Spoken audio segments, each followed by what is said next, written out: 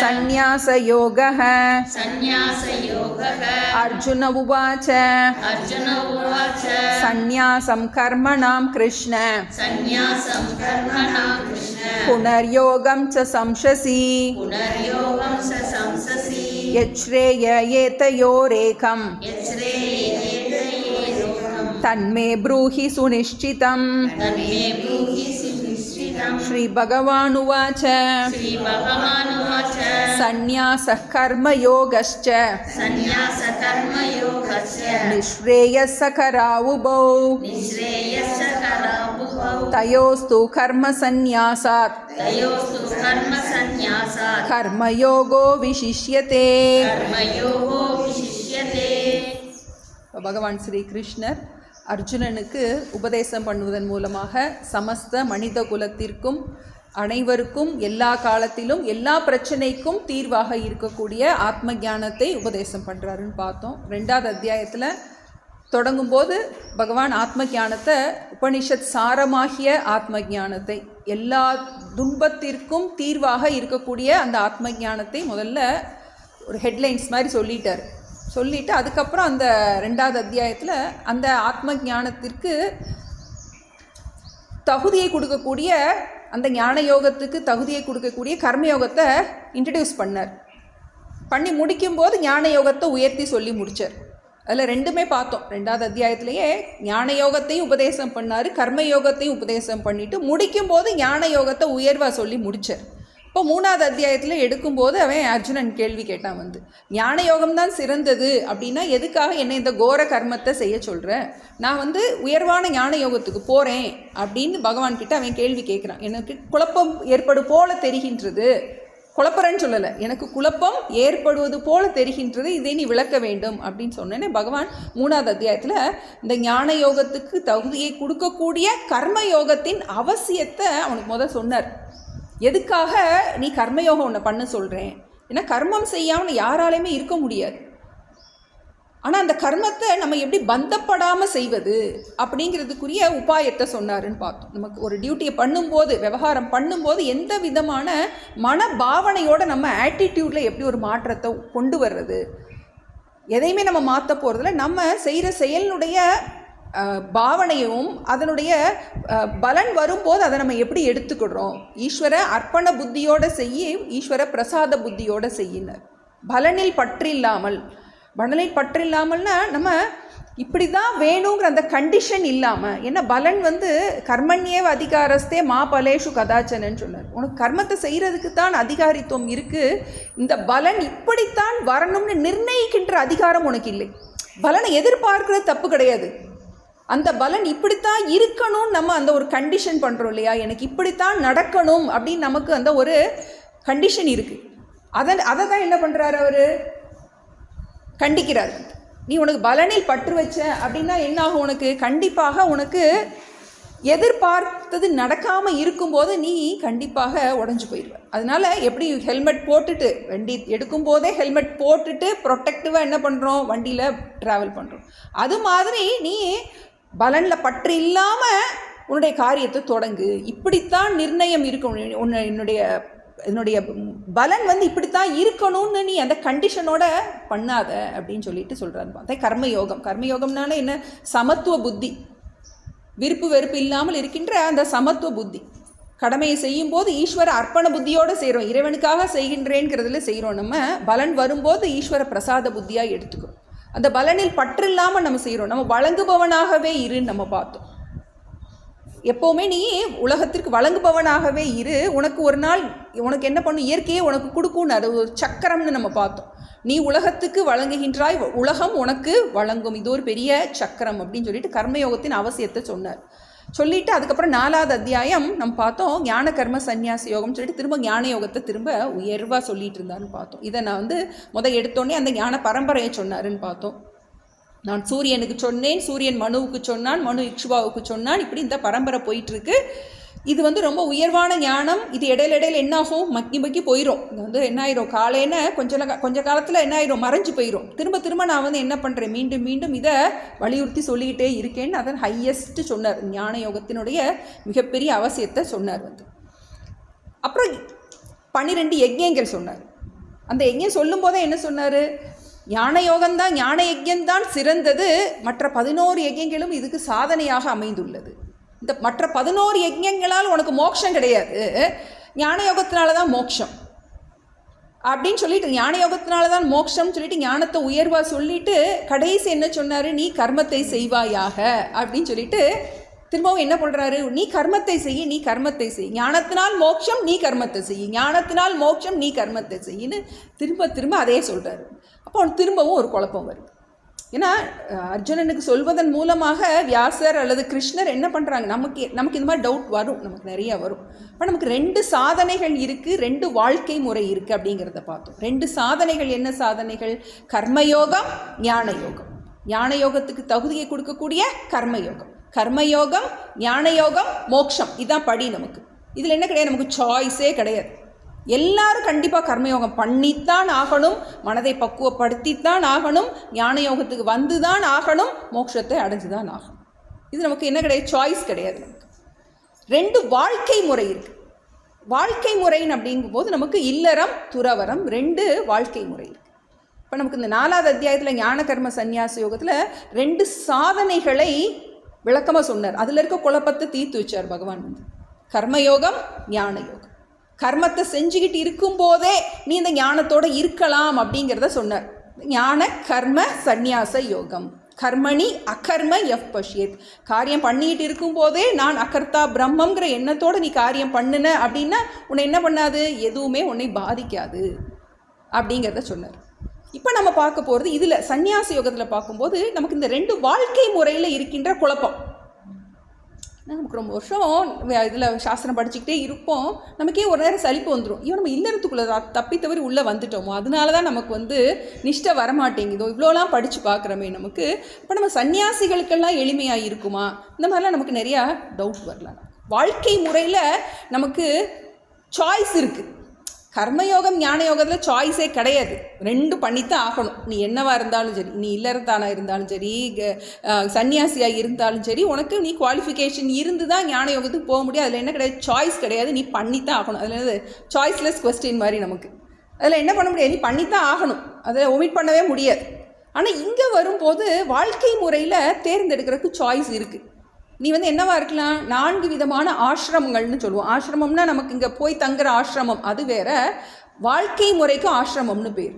4 விதமான வாழ்க்கை முறைகள் இருக்குது. முதல்ல பிரம்மச்சரியம்னு சொல்கிறோம், அந்த மாணவ பருவத்தை சொல்கிறோம் பிரம்மச்சரியம். அடுத்தது கிரகஸ்தம், கிரகஸ்தம்னா இல்லறத்துக்கு போகிறது. அப்புறம் 3வது வானப்பிரஸ்தம்னு சொல்லுவோம். இல்லறத்தில் பொறுப்புகள் எல்லாம் பிள்ளைங்களுக்கு, நம்ம பிள்ளைங்க வரைக்கும் தான் நமக்கு பொறுப்பு. பிள்ளைங்களுக்கு பிள்ளை வந்துட்டால் நமக்கு பொறுப்பே கிடையாது. அப்போ நமக்கு இடையில ஒரு கேப் இருக்குது, நமக்கு வயோதிகமும் இல்லை. அப்போ இடைப்பட்ட காலத்தை என்ன சொல்கிறோம், நமக்கு வானப்பிரஸ்தம்னு சொல்கிறோம். 4வது ஆசிரமம் சந்நியாசிராசிரம். இப்போ நமக்கு இல்லறத்துக்குரிய தகுதியை கொடுக்கக்கூடியது பிரம்மச்சரியம். பிரம்மச்சரியத்தில் இருந்து தகுதியை பெற்று இல்லறத்துக்குள்ளே ஒருத்தர் போகிறாங்க. அப்புறம் வானப்பிரஸ்தம், அதில் நம்ம என்ன பண்ணுறோம், பொறுப்புகள் எல்லாத்தையும் குறைச்சிக்கிட்டு இந்த மாதிரி உபாசனைகள், புண்ணிய கர்மா பண்ணுறது, டியூட்டி எல்லாம் குறைஞ்சிருச்சு. இனி அடுத்த இதுக்கு நம்ம ரெடி ஆகிறோம், அடுத்த பிறவிக்கு போகிறதுக்கு கொஞ்சம் ப்ரிப்பரேட்டி இருக்குது. இந்த கிரகஸ்த ஆசிரமத்திலேருந்து அதிலேருந்து பக்குவப்பட்டு வானப்பிரஸ்தத்துக்கு வந்துட்டு சந்நியாசத்துக்குரிய கொஞ்சம் நமக்கு தகுதியை கொடுக்கக்கூடியது வானப்பிரஸ்தம்னு சொல்கிறோம். இப்போ இதில் நமக்கு சாய்ஸ் இருக்குது. நம்ம பிரம்மச்சாரியிலேருந்து நேரடியாக சந்நியாசத்துக்கும் போகலாம், பிரம்மச்சரியத்திலேருந்து சந்நியாசத்துக்கு பிரம்மச்சரியத்திலேருந்து கிரகஸ்தத்துக்கு சந்நியாசத்துக்கு போகனாலும் போகலாம். அப்படி இல்லை, நான் பிரம்மச்சரியத்திலிருந்து கிரகஸ்த ஆசிரமத்திலேயே இருந்து கொண்டு நான் சாஸ்திரத்தை படித்து மோட்சம் அடையலாம். 3 சாய்ஸ் இருக்குது. மோட்சம் அடைகிறதுக்கு 3 சாய்ஸ் இருக்குது. இப்போ நமக்கு திரும்ப இன்னொரு சொல்கிறேன், பிரம்மச்சரியத்திலேருந்து நேராக என்ன பண்ணலாம், கல்யாணத்துக்குள்ளே போகாமல், இல்லறத்துக்குள்ளே போகாமல் சந்நியாசம் எடுத்து ஞானத்தை அடையலாம்.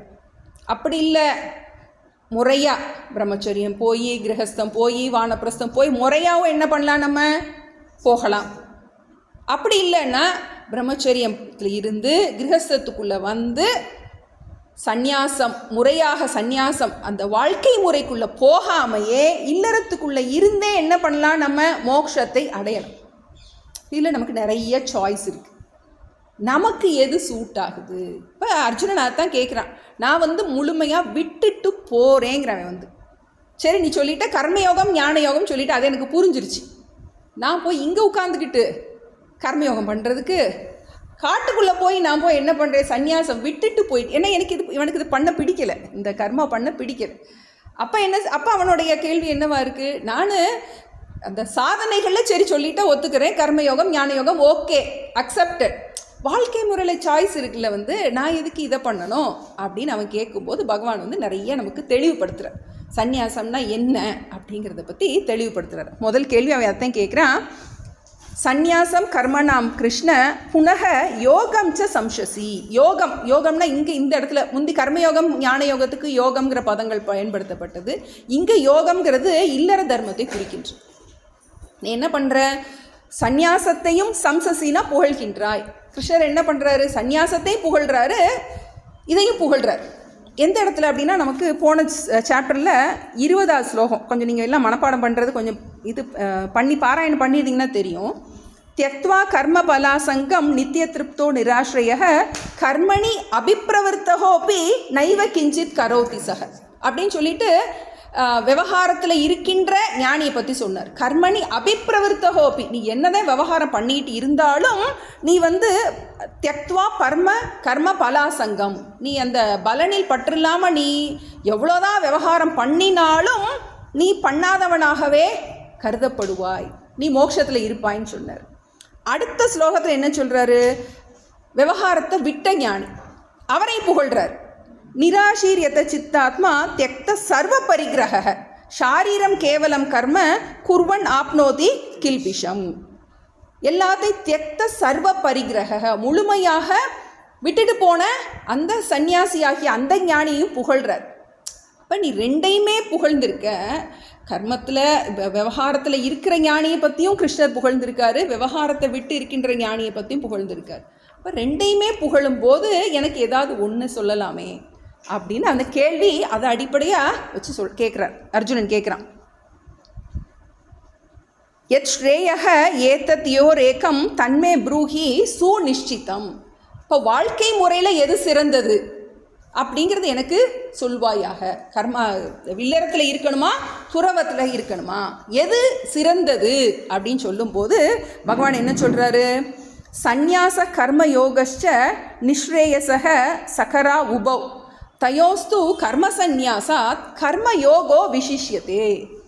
பகவான் என்ன சொல்கிறாரு, சந்நியாசம் இல்லறம் துறவரம் இரண்டுமே மோட்சத்தை கொடுக்கும், அவைகளுள் கர்மயோக விசிஷ்யத்தைன்னு சொல்லி முடிச்சார். கர்மயோகம்னா இந்த இடத்துல இல்லறம் விசிஷ்யத்தைன்னா உகந்தது, பொதுவாக சிறந்ததுன்னு அர்த்தம். விசிஷ்யத்தைன்னா சிறந்தது, இங்கே உகந்தது, பலருக்கு அதுதான் சூட் ஆகும் அப்படிங்கிறது மாதிரி அவர் கர்மயோகத்து தான் உகந்தது அப்படின்னு சொல்லிட்டு முடிச்சிட்டார்.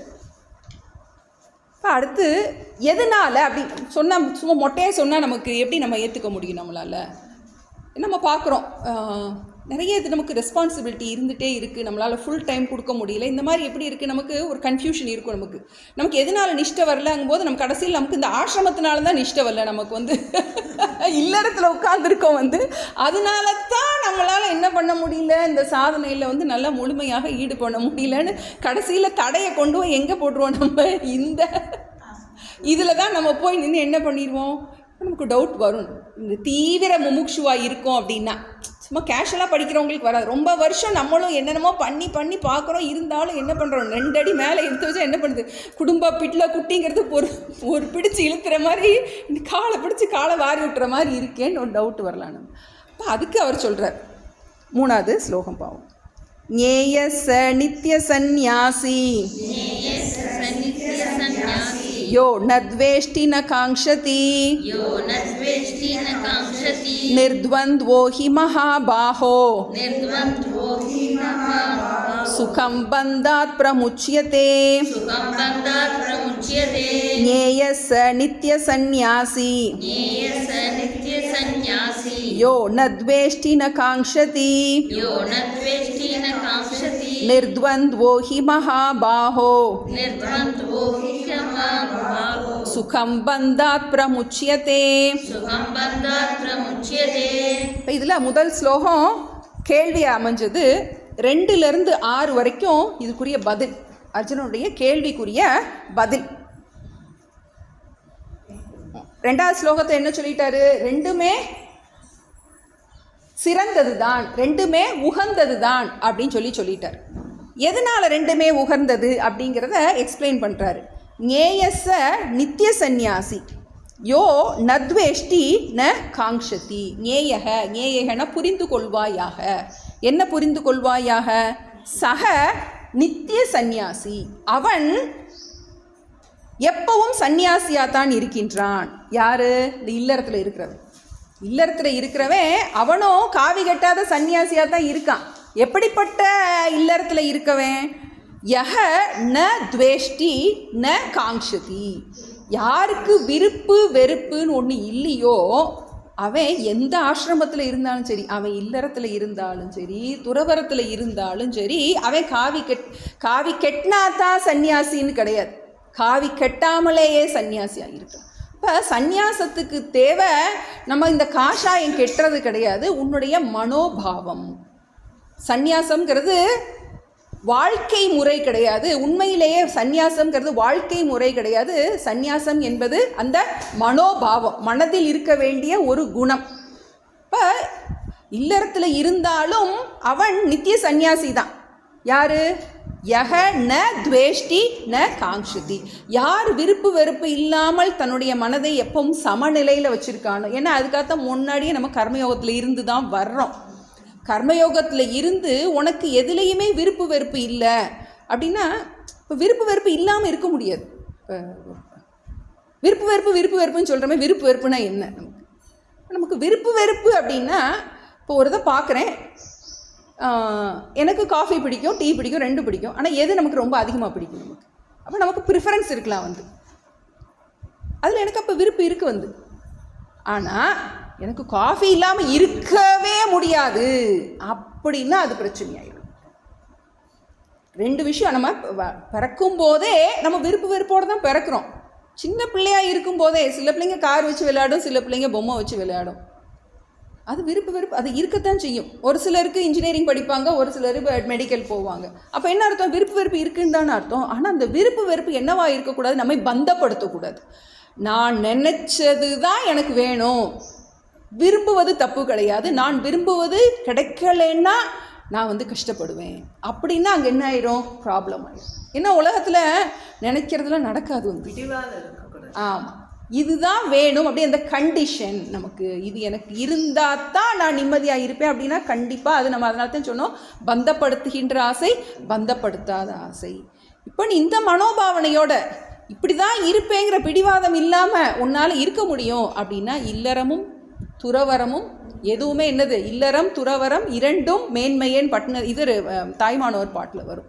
இல்லறம் துறவரம் 2ம் மேன்மையே. திருக்குறளில் பார்க்குறோம், அழித்தலும் நீட்டலும் வேண்டா, உலகம் பழித்தது ஒழித்து விடேன். அப்போ நம்ம கர்மயோகத்தில் என்னது? தர்மமாக வாழ போகிறோம், தர்மமாக ஆசையை வச்சுக்கலாம், தப்பே கிடையாது. அந்த தர்மமான ஆசையும் பந்தப்படுத்தாததாக இருக்கும். தர்மமாக ஆசைப்படுறது தப்பு. தர்மமாக ஆசைப்படத்தான் வாழ்க்கையில் நம்ம விரும்பத்தையும் செய்வோம். நம்ம ஆனால் கிடைக்கல அப்படிங்கும் போது நம்ம ஏற்கனவே அடிக்கடி சித்பானந்தரோட சொல்லுவோம், இறைவா நான் ஒரு திட்டமிடுகின்றேன், உன்னுடைய திட்டத்தில் இருந்தால் நடத்து, இல்லாவிட்டால் எனக்கொன்றும் கவலை இல்லை. உன் திட்டத்தில் இருந்தால் நடத்து, உன்னுடைய திட்டத்தில் இல்லாமல் எதுவுமே நடக்க முடியாது, அதனால் நான் கவலைப்பட மாட்டேன். அந்த ஒரு மனோபாவம். நீ எந்த ஆசிரமத்தில் வேணாலும் இருந்துக்கோ, இல்லறத்தில் வேணாலும் இருந்துக்கோ, துறவரத்தில் வேணாலும் இருந்துக்கோ. விருப்பு வெறுப்பினால் யார் பாதிக்கப்படாமல் இருக்கானோ அவன் நித்திய சந்நியாசி. அவன் கஷாயம் கட்டலைனால் காவி கட்டலைனாலும் அவன் சந்நியாசி தான். சந்நியாசி என்பது ஒரு மனோநிலை, அது வாழ்க்கை முறை கிடையாது. நிர்த்வந்த்வக, துவந்துவம்னா இருமை, நிர்த்வந்த்வகன இருமைகள் அற்றவனாக. நிர்த்வந்த்வக ஹி மகாபாகோ சுகம் பந்தாத் பிரமுச்சியதே. நிர்த்வந்த்வக எவன் ஒருவன் இருமைகளிலிருந்து விடுபடுகின்றானோ, இருமைகள் இருக்கத்தான் செய்யும், சுகமும் துக்கமும் இருக்கத்தான் செய்யும். யார் ஒருத்தன் அனாத்மாவினுடைய தர்மத்தை புரிந்து கொண்டு, நமக்கு முதல்ல 2வது அத்தியாயத்திலே அதை நல்லா சொல்லிட்டார். 2வது அத்தியாயத்தில் அனாத்மா தர்மம் சொன்னார். ஞாபகம் இருக்கா? என்னது நமக்கு? மாத்ரா ஸ்பர்ஷாஸ்து கௌந்தேய ஷீதோஷ்ண சுக துக்கதா ஆகமாபாயினோ நித்யாக தாம் திதிக்ஷஸ்வ பாரத. இப்போ இருமைகள் என்னாகும்? மாறிக்கிட்டே தான் இருக்கும். சுகமும் துக்கமும் மாறி மாறி வந்துக்கிட்டே தான் இருக்கும். நிர்த்வந்துவன ஞானிக்கு ஒரு பேர். இருமைகளில் மாட்டிக்கிடாதவன், இருமைகளை ஏற்றுக்கொள்பவன், இருமைகளை சகிச்சு கொள்பவன், முணுமுணுக்காமல். நம்ம திதிக்ஷான்னு பார்த்தோம். முணுமுணுக்காமல் ஏற்றுக்கொள்வதான் திதிக்ஷா. திதிக்ஷனை ஏற்றுக்கொள்வது மட்டும் கிடையாது, நமக்கு விருப்பமில்லாத ஒரு செயல் நடக்கும்போது முணுமுணுக்காமல் ஏற்றுக்கொள்வது. சந்நியாசம் கஷாயம் உடுத்திட்டு முணுமுணுத்துக்கிட்டே இருந்தோன்னா அது சந்நியாசமே கிடையாது. இப்போ நம்ம இல்லறத்தில் இருந்தாலும் சரி, துறவரத்தில் இருந்தாலும் சரி, யார் இருமைகளால் பாதிக்கப்படாமல் இருக்கின்றானோ, எந்தவித எதிர்பார்ப்புகளுக்கும் அடிமையாகாமல் இருக்கின்றானோ, எதிர்பார்ப்பு இருக்கும் ஆனால் எதிர்பார்ப்புகளுக்கு அடிமையாகக்கூடாது. நம்ம ஏற்கனவே பார்த்தோம், நாய் நம்மளை இழுத்துட்டு போதா, நம்ம நாயை இழுத்துட்டு போகிறோமா? அப்போ யார் தன்னுடைய எதிர்பார்ப்புகள் இன்றி, விருப்பு வெறுப்பு இன்றி, நிர்த்வந்துவக ஹி மகாபாகோ சுகம் பந்தாத் பிரமுச்சியத்தே. பந்தாத் பிரமுச்சியத்தே. அவன் நித்திய சந்நியாசி. அவன் இல்லறத்தில் இருந்தாலும் அவன் நித்திய சந்நியாசி தான். அவன் பந்தத்திலிருந்து விடுபடுகின்றான். எப்படி எளிமையாக, ஈஸியாக. சுகம் நேச்சுரலாக வந்துடும், எதுலேயும் மாட்டிக்க மாட்டான். இப்படி தான் இருக்கணும், அப்படி தான் இருக்கணும். நம்ம கட்டம் போட்டு வச்சோம்னா என் வாழ்க்கை என்ன பண்ண முடியாது, நமக்கு அப்படி நடக்காது. திட்டமிட்டபடிலாம் ஒன்றும் நடக்காது. இப்போ யார் தன்னுடைய விருப்பு வெறுப்புகளிலிருந்து விடுபட்டு இருக்கின்றானோ அவன் சுகம் பந்தாத் பிரமுச்சியத்தே. பந்தத்திலிருந்து எளிமையாக விடுபட்டு விடுவான்.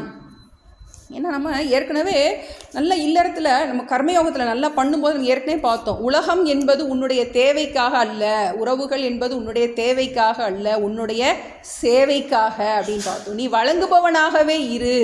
அப்போ அந்த ஆட்டிடியூடே நமக்கு மாறும்போது ஆட்டோமேட்டிக்காக எதிர்பார்ப்புகள் கொஞ்சம் கொஞ்சமாக குறைய தொடங்கிடும்.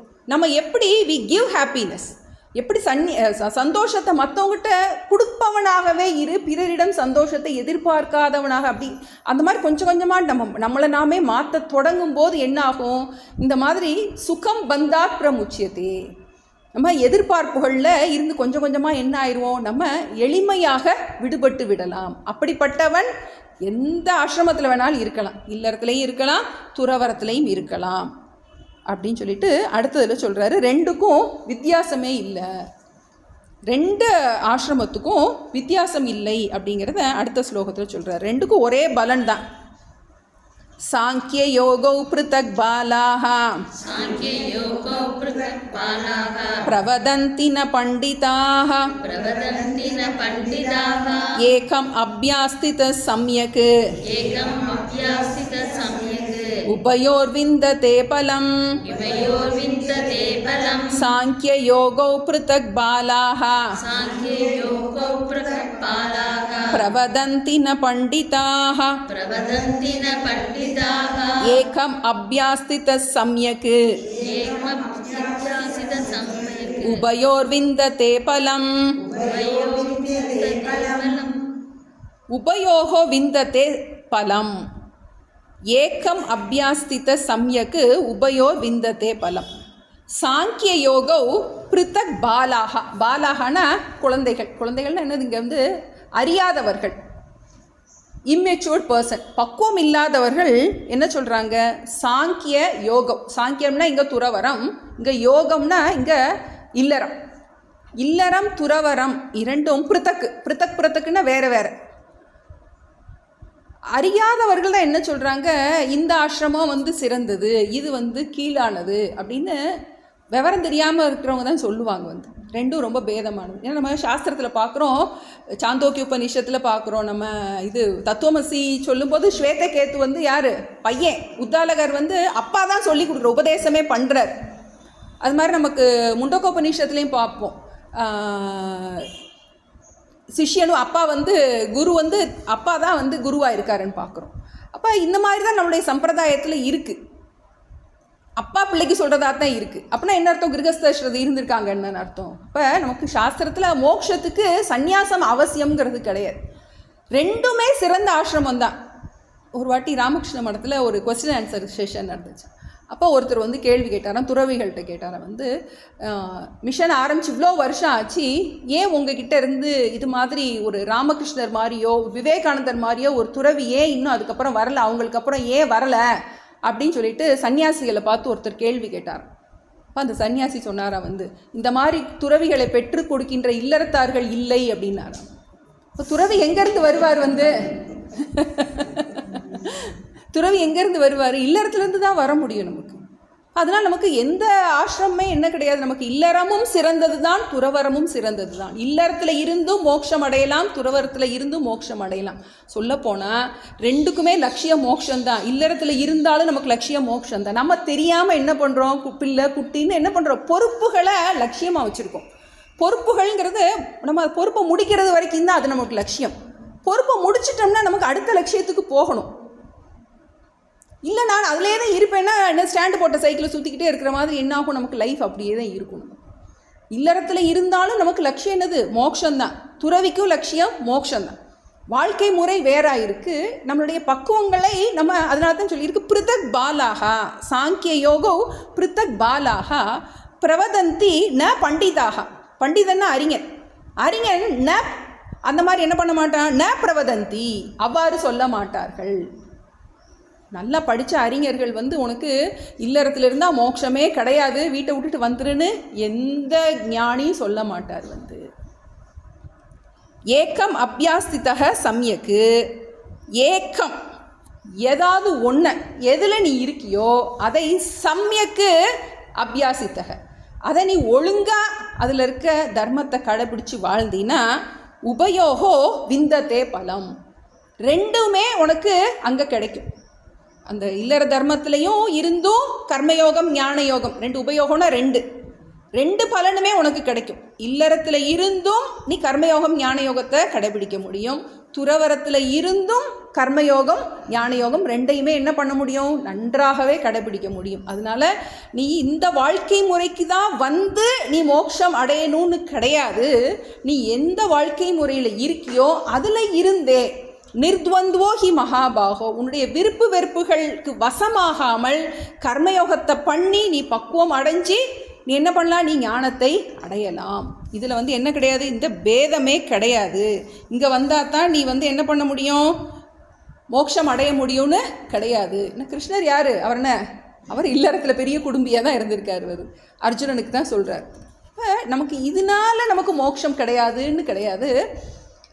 நமக்கு இல்லறத்தில் இருந்து நமக்கு மோட்சத்துக்கு நமக்கு இன்னும் அதுக்குரிய நம்மளை இன்னும் முன்னேற்றம் வரலை அப்படின்னா நம்ம வேறு எங்கேயோ ஒரு இடத்துல நம்ம கரெக்ட் பண்ண வேண்டியது இருக்குன்னு அர்த்தம்.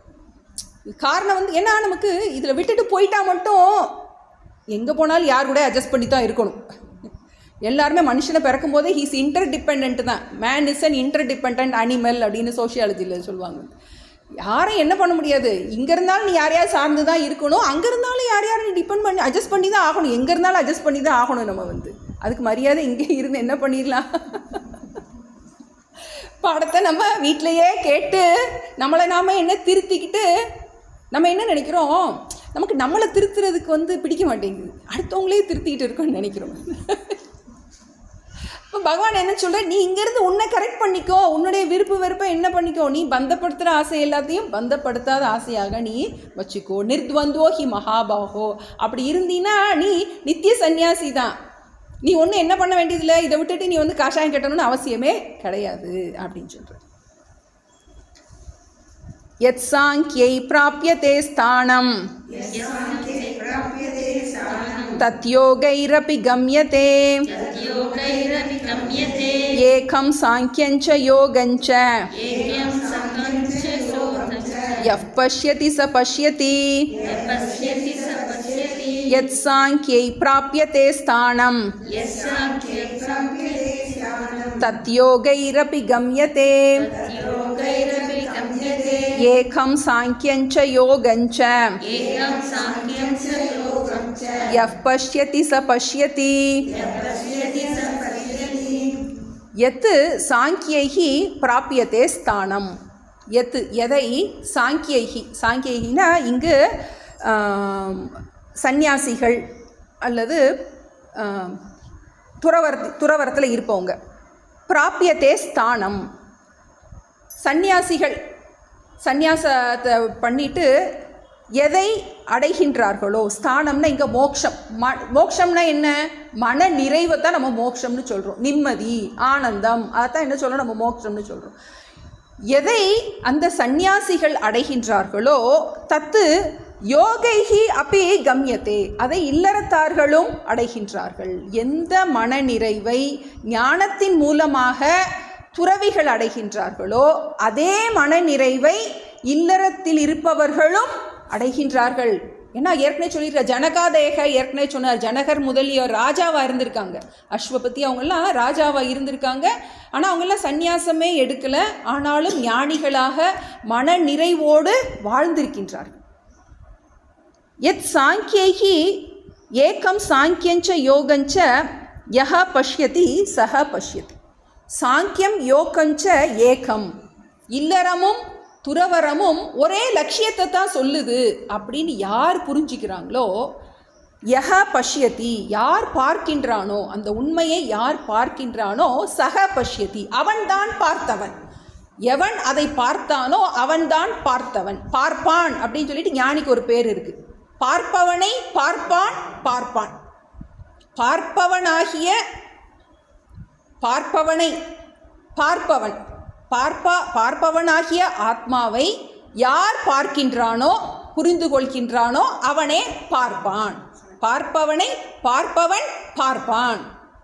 யஹ பஷ்யதி சஹ பஷ்யதி, எவன் பார்க்கின்றானோ அவன் பார்க்கின்றான். பார்ப்பவனை பார்ப்பவனே பார்ப்பான். என்ன பார்க்குறான்? ஏகம் சாங்கியஞ்ச யோகஞ்ச, யாரு இல்லறமும் துறவரமும் வேறல்ல, வேறு வேறு லட்சியம் உடையது அல்ல. இப்போ எப்படியோ நம்ம இந்த சரீரத்துக்குள்ளே வந்துட்டோம்.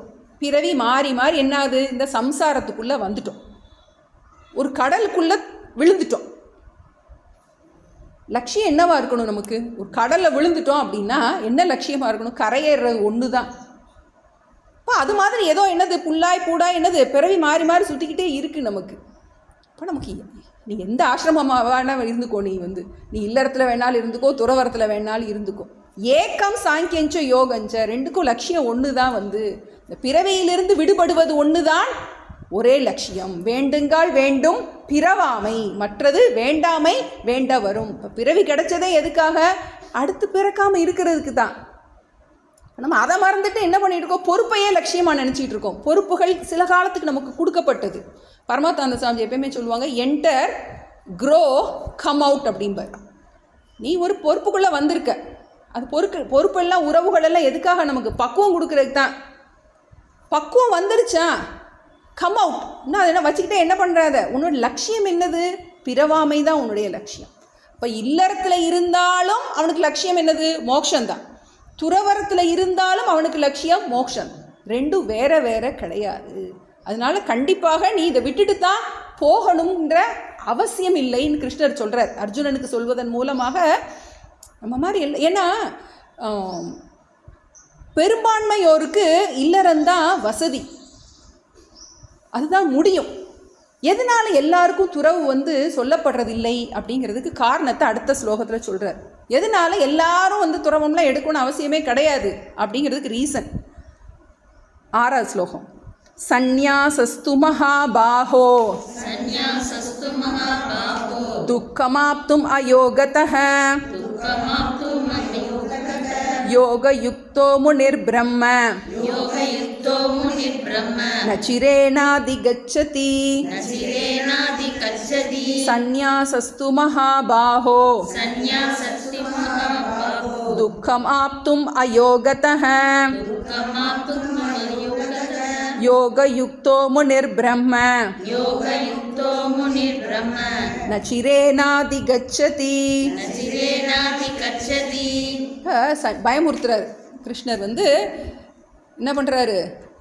அயோகத்தகன்னா அயோக்கியன் கிடையாது, யோக்கியம் இல்லாதவன், தகுதி இல்லாதவன், தகுதி இல்லாதவன் சந்நியாசத்தை எடுத்தா அது பயங்கரமாகிவிடும். தகுதி இல்லாமல் ஆசையை வச்சுக்கிட்டு, சந்நியாசம்னாலே என்ன, எந்த விதமான ஆசைகளும் இல்லாமல் துறந்து விட்டு போகுது நமக்கு. துறவியாக போயிட்டு உனக்கு ஆசை இருக்குது அப்படின்னா, ஏன்னா துறவிங்கிறது எப்படின்னா அங்கே வந்து ரிவர்ஸே கிடையாது. ஒன்ஸு கஷாயம் கட்டிட்டோம் அப்படின்னா அதுக்கு அப்புறம் நீ ஆசைப்படவே கூடாது. அப்படியே உனக்கு ஆசை வந்துச்சுன்னா வேறு வழியே கிடையாது. கங்கையில் நீரில் முழுகி சாகிறத தவிர வேறு வழி கிடையாது. சாஸ்திரம் அப்படி தான் சொல்லியிருக்கு. அதனால லேசுக்குள்ளே யாருக்கும் சந்நியாசம்லாம் கொடுக்கவே மாட்டாங்க. வந்து சந்நியாசம்ங்கிறது வந்து நம்மளாக எடுத்துக்கிறது கிடையாது. நம்ம ஆசிரம சந்நியாசம், நம்ம காவி கட்டுறது அப்படிங்கிறது யோக்கியம் இல்லாமல் என்ன பண்ண முடியாது. அது குரு வந்து நல்லா பக்குவம் பரிசோதித்து பார்த்து தான் கொடுப்பார்.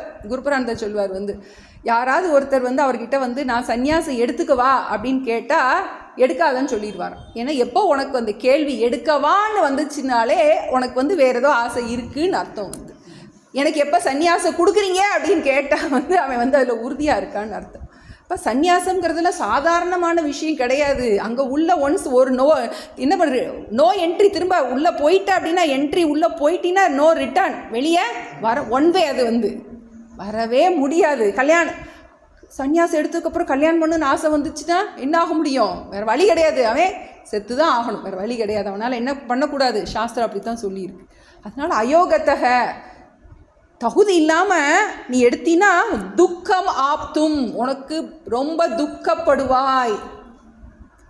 சந்நியாசஸ்து தூணா, ஆனால் சந்நியாசம் செய்வது என்பது மகாபாகோ, பெருந்தோள் உடையவனே என்ன பண்ணுறாரு, எதிர்மறையில் சொல்கிறாரு. நீ யோகியதை இல்லாமல், நீ முறையாக கர்மயோகம் பண்ணாமல் உனக்கு மனப்பக்குவம் வராது. மனப்பக்குவம் வராமல் நீ சந்நியாசம் எடுத்தினா உனக்கும் துக்கம், உன்னை சேர்ந்தவர்களுக்கும் துக்கம். நீ போலி சாமியாராக சுற்றிக்கிட்டு இருப்ப. வந்து அப்போ என்ன ஆகும், நீ அந்த அந்த உடைக்கே களங்கத்தை கொடுப்ப. நீ என்ன பண்ண முடியாது. சாதாரண சந்நியாசங்கிறதெல்லாம் சாதாரண விஷயம் கிடையாது. நீ என்ன பண்ண முடியாது. அப்படிலாம் நீ வந்து நினச்சவங்கெல்லாம் வந்து சன்னியாசிகளாக ஆக முடியாது. அதனால என்ன பண்ணு, யோக யுக்தக முனிர் பிரம்ம நச்சிரேனாதி கச்சதி. ஆனால் அதே சமயத்தில் யோக யுக்தகன்னா இல்லத்திலிருந்து கர்மயோகம் பண்ணவன்,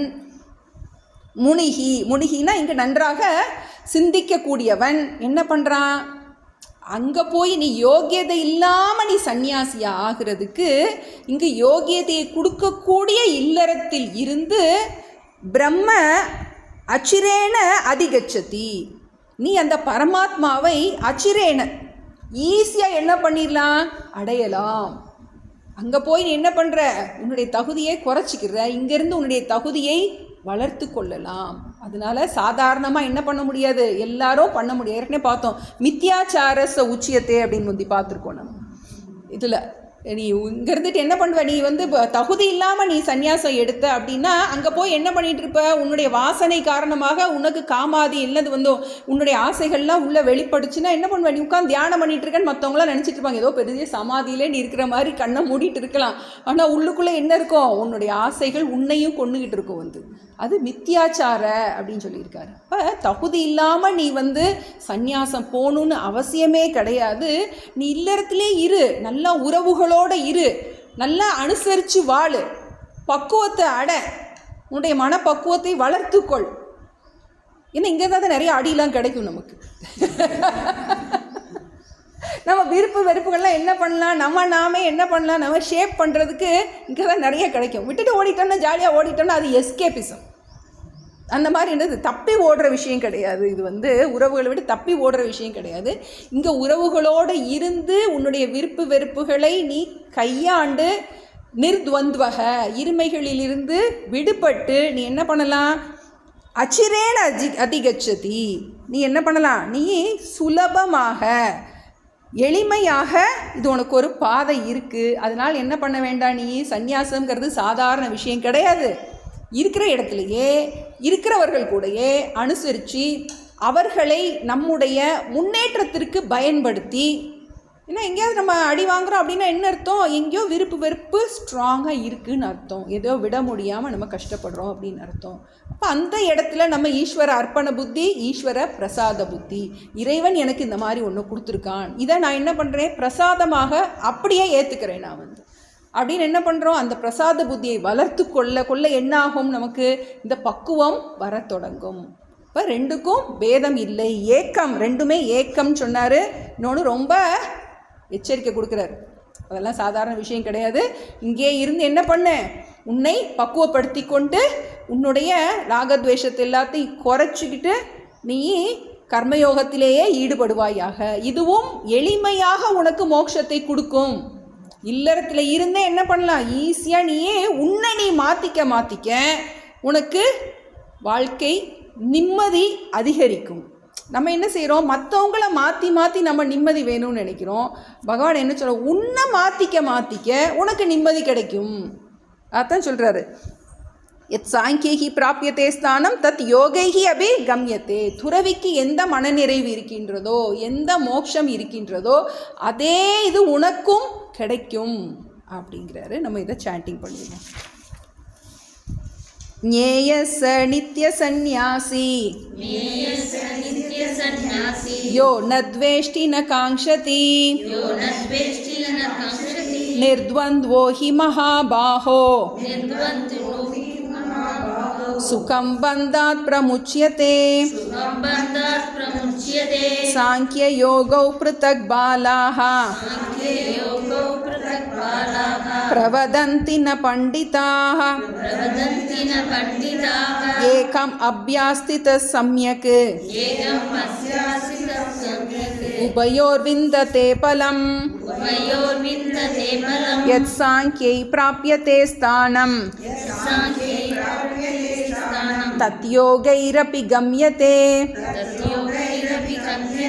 ஏகம் சாங்கியஞ்ச யோகஞ்ச யஃ பஷ்யதி ச பஷ்யதி சந்நியாசஸ்து மகாபாஹோ துக்கம் ஆப்தும் அயோகதः யோகயுக்தோ முனிர்ப்ரஹ்ம